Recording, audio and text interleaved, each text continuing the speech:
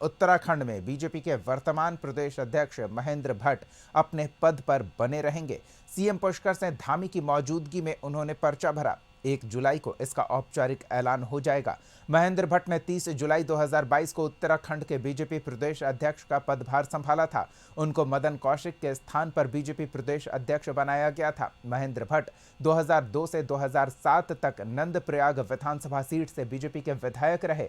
इसके बाद 2007 से उन्हें हार मिली तो 2017 में बद्रीनाथ विधानसभा सीट से जीत हासिल की। 2022 के विधानसभा चुनाव में उन्हें फिर हार का सामना करना पड़ा था। इसके बावजूद बीजेपी ने उन्हें प्रदेश अध्यक्ष बनाया। 2 अप्रैल 2024 को बीजेपी ने महेंद्र भट्ट के उत्तराखंड राज्यसभा सांसद के तौर पर उच्च सदन में भेजा। प्रक्रिया चल रही है और हम सब लोगों ने महेंद्र भट्ट के नामांकन पत्र दाखिल किए हैं और 4 बजे तक इन नामांकन पत्रों की जांच होगी। उसके पश्चात जांच होने के बाद कल दिन में जो समय होगा उस समय के अनुसार जो है जो नाम आए होंगे उसके अनुसार चुनाव अधिकारी उस नाम की घोषणा करेगा। भाजपा का नया प्रदेश अध्यक्ष कौन होगा, इस पर सबकी नजरें टिकी हुई है। भाजपा मुख्यालय में नामांकन प्रक्रिया को लेकर कांग्रेसी खेमा हमलावर हुआ। भाजपा प्रदेश अध्यक्ष महेंद्र भट्ट के नामांकन को लेकर मुख्यमंत्री खुद भाजपा मुख्यालय पहुंचे और अब यह तय है कि महेंद्र भट्ट को फिर से प्रदेश अध्यक्ष की जिम्मेदारी दी जाएगी। औपचारिक तौर पर 1 जुलाई को घोषणा कर दी जाएगी। कांग्रेस प्रदेश प्रवक्ता गरिमा मेहरा दसौनी ने भाजपा पर हमला किया। कहा कि महेंद्र भट्ट के नामांकन के दौरान मुख्यमंत्री पुष्कर सिंह धामी की उपस्थिति से भाजपा में अघोषित आपातकाल का संकेत मिला है। भाजपा का दीन ईमान सब कुछ बिक गया ऐसा लगता है, क्योंकि इन्होंने कहा था कि हमारे वहां एक व्यक्ति एक पद की नीति पर हम चलेंगे। हमने 2012 से 17 के बीच में देखा कि अजय भट्ट जी नेता प्रतिपक्ष भी थे और अध्यक्ष भी थे। अब हम देख रहे हैं कि होनहार काबिल लोगों का इतना टोटा हो गया है अपने को देश की सबसे बड़ी पार्टी कहने वाली भाजपा में कि महेंद्र भट्ट को एक बार पुनः रिपीट करने जा रही है भाजपा, ऐसी खबर आ रही है। ऐसे में महेंद्र भट्ट अकेले वो व्यक्ति है जो मुख्यमंत्री की नीतियों की और मुख्यमंत्री की पीठ ठोकने का काम कर। महेंद्र भट्ट के साथ नामांकन के दौरान प्रस्तावक के रूप में पहुंचे मुख्यमंत्री पुष्कर सिंह धामी ने आपदा और 4 धाम को लेकर कहा कि मौसम विभाग ने अलर्ट जारी किया था कि अगले 24 घंटे के लिए मौसम खराब रहने वाला है, इसलिए 24 घंटे के लिए यात्रा रोकी गई थी। सीएम ने कहा कि हम किसी भी तरह का जोखिम नहीं उठा सकते, इसलिए हमारी प्राथमिकता है कि 4 धाम यात्रा में श्रद्धालु सुरक्षित रहें और इसी को देखते हुए आगे की यात्रा का संचालन करेंगे। देखिए, आज चूंकि 24 घंटे के लिए यात्रा रोकी थी तो मौसम विभाग ने बताया था कि मौसम काफी खराब रहने वाला है। ऐसे में हम यात्रियों की या किसी भी प्रकार का जोखिम नहीं उठा सकते। हमारी सर्वोच्च प्राथमिकता है कि जो भी तीर्थ यात्री श्रद्धालु आ रहे हैं उनकी सुरक्षा, वो हमारे लिए सर्वोच्च प्राथमिकता है। उसको ध्यान में रखकर ही हम यात्रा का संचालन करते हैं। ठीक है। रुड़की भगवानपुर क्षेत्र के अकबरपुर कालसो गांव में दर्जनों घरों में पानी भर गया, जिसके बाद ये खबर मीडिया की सुर्खियां बनी रही। देशराज कार्निवाल आज गांव के लोगों की जलभराव की समस्या से निजात दिलाने के लिए पहुंचे थे, जहां उन्हें निरीक्षण किया और अधिकारियों को जरूरी निर्देश दिया। जल्द से जल्द समस्या के समाधान को लेकर बात हुई, तभी वहां कुछ ग्रामीण इकट्ठा हो गए और देखते ही देखते हंगामा खड़ा हो गया। यहाँ के प्रतिनिधि क्योंकि 50 साल से एक छत्र राज हमारा है, उन्होंने बयान दिया आपको प्रेस वार्ता करके कि पहले बाबू कलीराम जी, फिर सुरेंद्र राकेश जी 2 बार विधायक, मिनिस्टर ही नहीं सुपर चीफ मिनिस्टर में उन्हें कहूंगा रहे।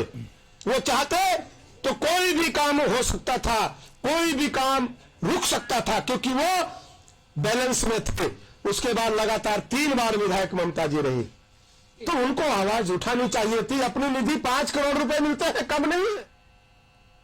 हल्द्वानी के कुमाऊं और उत्तराखंड में आपदा प्रबंधन के मद्देनजर रेड अलर्ट को देखते हुए नैनीताल जिले में मॉक ड्रिल किया गया। हल्द्वानी में देवखड़ी नाला, सूर्या नाला में अत्यधिक जल भराव और आपदा की सूचना को लेकर तहसील में टीमें रवाना हुई। अचानक जल स्तर बढ़ने से ट्रैफिक जाम की स्थिति बन गई।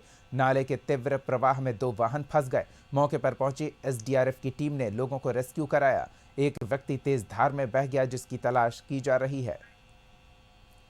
पहली घटना हम देवखड़ी में सूचना प्राप्त होते ही हमारी टीम यहाँ रवाना हो गई थी, जिसमें हमारी मेडिकल की टीम, पुलिस की team, search and rescue team, SDRF की टीम, आपकी IRB की टीम और आपकी नगर निगम और PWD की टीम को मौके पर रवाना किया गया, जिनके द्वारा मलबा हटाया गया है। मौके से 6 लोगों को रेस्क्यू किया गया, जिसमें से आपके 3 लोग घायल थे, जिनको मौके पर उपचार किया गया और एक व्यक्ति को बेस हॉस्पिटल फर्दर ट्रीटमेंट के लिए भेजा गया है। एम्बुलेंस का पहुंचने का समय और पुलिस फोर्स का पहुंचने का समय, हमारा जो रिस्पांस टाइम था 20 से 25 मिनट के अंदर सारी कार्रवाई शुरू कर दी गई थी। इसी प्रकार से सूर्या नाला में अत्यधिक जल प्रवाह बढ़ने से एक बाइक की फंसने की सूचना प्राप्त हुई थी और एक कार की फंसने की सूचना प्राप्त हुई थी। सूचना प्राप्त होते हुए स्थानीय थाने से जो टीम थी हमारी 10 मिनट में मौके पर पहुंच गई थी। PWD की JCB भी जो मौके पर तैनात थी वो भी स्पॉट पर पहुंच गई थी 10 मिनट के अंदर। उत्तराखंड में बाढ़ प्रबंधन को लेकर प्रदेश के 5 जिलों में मॉक ड्रिल कर व्यवस्थाओं को जांचा और परखा गया। हरिद्वार, उधम सिंह नगर, नैनीताल, चंपावत और देहरादून में हुई इस मॉक ड्रिल में आपदा प्रबंधन विभाग, जिला प्रशासन, SDRF, NDRF, PWD सहित आपदा प्रबंधन से जुड़े विभिन्न एजेंसियों ने भाग लिया। देहरादून के SDM हरिगिरी ने मॉक ड्रिल को लेकर जानकारी दी और बताया कि आपदा प्रबंधन को लेकर जिला प्रशासन पूरी तरह तैयार है। खास तौर पर बाढ़ जैसी स्थिति से निपटने को लेकर भी पूरी तैयारी है। एक सूचना मिली थी कि जो हमारा एक सपेरा बस्ती है, वो सपेरा बस्ती से लगा हुआ जो हमारा एक नाला है, उस नाले में तो रात भर बारिश की वजह से ओवर हुआ है, अभी बारिश भी चल रही है और साथ साथ में जो नाले का एक पोर्शन है वो डैमेज होकर के नाले में गिर गया और साथ साथ में कुछ पेड़ गिर गए। उस ब्लॉकेज की वजह से जो लगे हुए बगल में एक मकान है वो ढह गया है और उसमें कुछ लोग इंजर्ड हैं, दबे हुए हैं और साथ साथ में जो लगे हुए घर हैं, करीब 7-8 घर हैं, उसमें बहुत पानी भरा हुआ है। तो इसको देखते हुए जैसी सूचना आई है तो मैं मौके पर पहुंचे। उसके बाद जो हमारी जो लाइन डिपार्टमेंट्स हैं तो स्टेजिंग एरिया से उनको सब डिमांड भी करते हैं, NDRF, LPRF, फायर और हमारी हेल्थ और लोकल पुलिस की मदद से। तो पहले हमने जो अपना ब्लॉकेज था वो कम किया है, पानी का फ्लो। चंपावत जिले में हो रही मूसलाधार बारिश से जिले की सरयू, रामगंगा और महाकाली नदी उफान पर है। आपदा का खतरा बढ़ गया है, जिससे निपटने के लिए SP चंपावत के नेतृत्व में चंपावत पुलिस ने कमर कस ली है।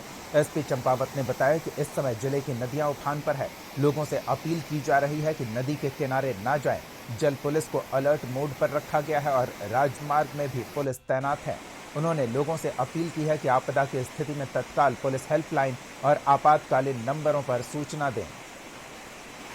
तो यही अपील करना चाहेंगे कि जो नदी के आसपास के इलाके में रहने वाले लोग हैं वो लोग अपने मतलब पुलिस के द्वारा वहाँ पे अवेयरनेस के लिए माइकिंग किया जाता है, लाउड स्पीकर के ऊपर जब सूचनाएं दी जाती है तो उसका तंतोतंत पालन करें और जलस्तर बढ़ने पर प्रशासन द्वारा जो चिन्हित जो सेंटर्स है, रिलीफ कैंप्स है, वहाँ पे तुरंत आश्रय लें। उसके लिए हम लोगों ने सभी थानाध्यक्षों को ये बताया है कि जो अनधिकृत जो आवागमन चलता है टायर ट्यूब के द्वारा उसको कम्प्लीटली प्रतिबंधित किया जाए और जो नेपाल साइड से होता है उसमें हम लोग SSB से कोऑर्डिनेट। हरिद्वार में तेज बारिश के बाद भूस्खलन हुआ, जिससे भीमगोड़ा मंदिर का पूरा परिसर भूस्खलन की चपेट में आ गया। पौराणिक शिवलिंग के भी टूटने की जानकारी सामने आई है। प्रशासन भी मौके से नदारद रही, जिसके बाद स्थानीय श्रद्धालुओं और पुजारियों में आक्रोश देखने को मिला। चंपावत में त्रिस्तरीय पंचायत चुनाव की नई तारीख घोषित कर दी गई है। उत्तराखंड हाईकोर्ट की तरफ से जारी स्थगन आदेश को समाप्त किए जाने के बाद राज्य निर्वाचन आयोग ने संशोधित समय सारणी जारी कर दी है। जिला निर्वाचन पदाधिकारी ने बताया कि चंपावत में 2 चरणों में मतदान होगा। पहले चरण में 24 जुलाई को लोहाघाट और पाटी में वोटिंग होगी, जबकि दूसरे चरण में चंपावत और बाराकोट में 28 जुलाई को मतदान होगा। मतों की गिनती 31 जुलाई को की जाएगी।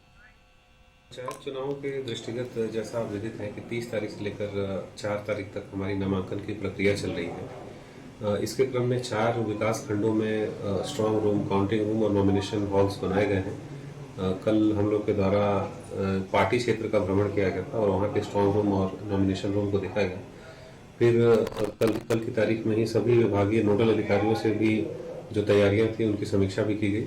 इसमें मुख्य रूप से जो कार्य किए गए हैं वो मतपेटियों की उपलब्धता का है, प्रशिक्षण का है, जो मतदान कर्मी हैं उनकी। लोहाघाट पिथौरागढ़ राष्ट्रीय राजमार्ग एक जगह लंबे समय से धंसा हुआ है, लेकिन ना तो उसकी मरम्मती हो रही, न संकेतक लगाए जा रहे। इसके अलावा भारतोली और सिंगदा में पहाड़ी ट्रीटमेंट से निकला मलबा सड़क पर पड़ा है, जिससे हादसे का खतरा बना रहता है। जैसे कि NH9 के द्वारा के हरतौली के पास क्या कहते हैं उसका रोड में जो कि क्या कहते हैं वहाँ स्कवर बना गया है, उसमें जो कि स्कवर पूर्ण तरह से बंद हो चुका है। उसमें जो कि पानी का बहाव नहीं हो पा रहा है और जैसे कि ऊपर से मलबा आता है तो वो रोड में बहता है और वो रोड बंद होने की संभावना है। और इसी कारण क्या कहते हैं हरतौली के पास क्या कहते हैं जगह जगह मिट्टी पड़ी है वो जो कि वो हटाया नहीं गया है। और दीप होटल के पास क्या कहते हैं रोड धंस चुकी है और उसमें कुछ कार्रवाई की और रोड के किनारे क्या मिट्टी का ढेर लगा चुका है, उसको हटाया नहीं गया है। मसूरी में भारी बारिश और भूस्खलन से कुछ मकान खतरे की जद में आ गए हैं, जिसके बाद पीड़ित परिवारों को सुरक्षित स्थान पर शिफ्ट किया गया। नगर पालिका अध्यक्ष मीरा सकलानी ने सराय के क्षेत्र में पहुंचकर प्रशासनिक अधिकारियों के साथ स्थिति का निरीक्षण किया और प्रभावित परिवारों को हर संभव सहायता का आश्वासन दिया। तो ये मकान अभी, लेकिन हम पूरा प्रयास कर रहे हैं इसको, ये तो यथाशीघ्र इस पे रिटेनिंग वाल लगा के इसको सुचारू करेंगे। क्या पालिका तो पूर्ण रूप से हर चीज के लिए तैयार है, लेकिन परसों भी जब हमारी मीटिंग हुई थी तो मैंने सक्षम विभागों को ये बोला गया था कि वो भी अपनी जिम्मेदारी को समझे। PWD क्या के रोड छोड़ के रोड बना के चले जाता है, कलवर्ट कहीं खोलता नहीं है, NH अपना पूरा कलवर्ट बंद करके रखता है। ये जिम्मेदारी संपूर्ण डिपार्टमेंट की है, चाहे वो जल निगम हो, चाहे जल संस्थान हो, चाहे हाँ ठीक है पालिका में एक जनप्रतिनिधि चुन के भेजता है, इसलिए पब्लिक सबसे ज्यादा मसूरी नगर पालिका को बोलती है क्योंकि उनका अधिकार है बोलने का। चंपावत के सहायक GST आयुक्त ने व्यापार मंडल के पदाधिकारियों के साथ बैठक की। इस दौरान आयुक्त ने GST के दायरे में आने वाले सभी व्यापारियों को समय पर GST का भुगतान करने और सालाना 20 लाख रुपए के टर्नओवर वाले व्यापारियों को GST रजिस्ट्रेशन कराने को कहा। व्यापार संघ अध्यक्ष ने भी GST के दायरे में आने वाले व्यापारियों से समय पर GST रजिस्ट्रेशन कराने और GST का भुगतान कर परेशानी से बचने की अपील की है। लोहाघाट आने का जो प्रमुख उद्देश्य था वो व्यापार मंडल के साथ एक चर्चा करनी थी। किस प्रकार व्यापारी जो कर के दायरे में आते हैं उन्हें GSTN का रजिस्ट्रेशन लेना अनिवार्य है। इसको किस तरीके से प्रोत्साहित कर सकते हैं, किस तरीके से व्यापारियों को जागरूक कर सकते हैं, उसकी चर्चा के संदर्भ में हम यहाँ पर लोहाघाट में व्यापार मंडल के साथ वार्ता करने आए हैं। हमारे दो बिंदु हैं। एक बिंदु यह है कि जो GST का जो रजिस्ट्रेशन है अनिवार्य रूप से जिनको लेना है, जो सीमा है, उस सीमा में जो भी व्यापारी आ रहे हैं उन व्यापारियों से अनुरोध